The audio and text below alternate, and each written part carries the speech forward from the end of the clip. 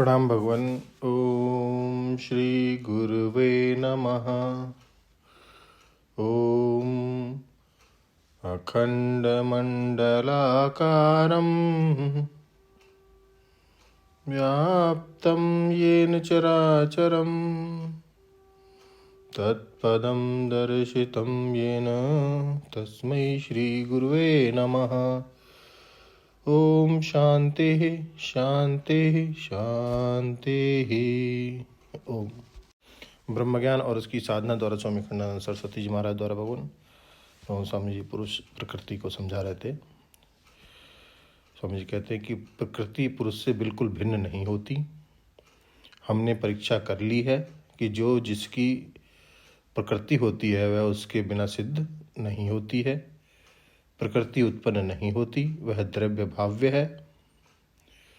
यह पुरुष से पृथक भी तो नहीं है ना, तो पृथकता कैसी है कि कार्यगम्य पृथकता है। देखो, जो वेदांत का विचार करते हैं उनको यह बात ठीक समझ में आवेगी।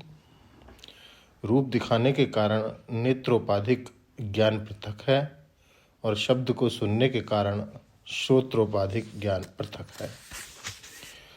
लेकिन जहाँ शब्द और रूप का भेद नहीं है, जहाँ श्रोत्र और नेत्र का भेद नहीं है, वहाँ ज्ञान एक है। यही तो पुरुष है। दृष्टा, श्रोता, स्पृष्टा, मनता, ज्ञाता, विज्ञाता, ये सब एक ही पुरुष हैं। तो देखो, नेत्र की प्रकृति से ज्ञान रूप का प्रकाशक है, तो रूप के संबंध से ज्ञान रूप का प्रकाशक है। रूप के संबंध से पुरुष में नेत्र का आरोप हुआ। पुरुष का नेत्र है, पुरुष को नेत्र है, यह कैसे मालूम पड़े? ऐसे कि वह रूप को देखता है। अच्छा, रूप किसको कहते हैं? कि जो नेत्र के द्वारा पुरुष को दिखाई पड़े, सो रूप। और नेत्र किसको कहते हैं? जो पुरुष को रूप दिखावे, सो नेत्र। तो पहले रूप की, पहले नेत्र की, तो पहले रूप की, पहले नेत्र, दोनों अन्योन्य भाव से सिद्ध है। रूप विषय से नेत्र की सिद्धि और नेत्र करण से रूप की सिद्धि। पहले नेत्र का लक्षण ज्ञात होगा कि पहले रूप का लक्षण ज्ञात होगा, कि ये दोनों युगपत होंगे।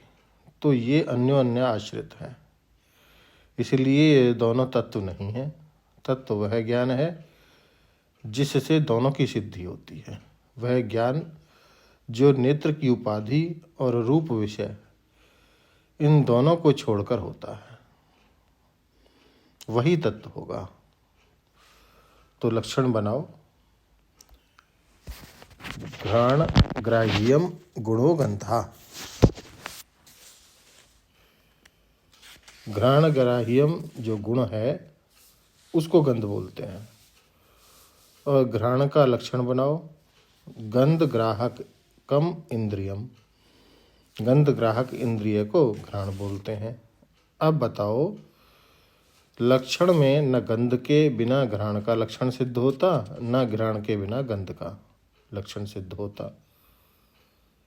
तो व्यावहारिक दशा में ही घ्राण और गंध दोनों हैं। दोनों का अभाव जहाँ है वहाँ केवल चिद वस्तु की सिद्धि होती है। तो चिद वस्तु की प्रकृति ही है घ्राण और गंध।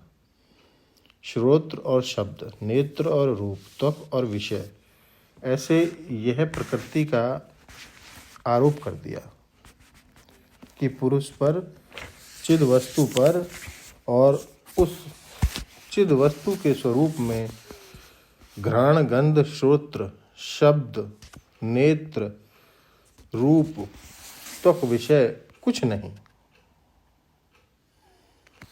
इसको अध्यारोप, अपवाद बोलते हैं। यह सिद्ध वस्तु की प्रकृति है।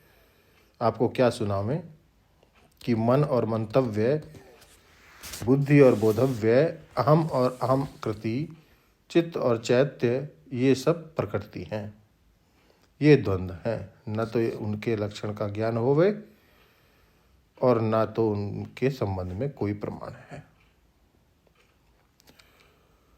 अब स्वामी जी कहते हैं कि प्रमाणों के अस्तित्व में कोई प्रमाण है कि नहीं, इसको जो है लेते हैं अगले सत्संग भवन। ओम शांति ही शांति ही शांति। प्रणाम भगवान।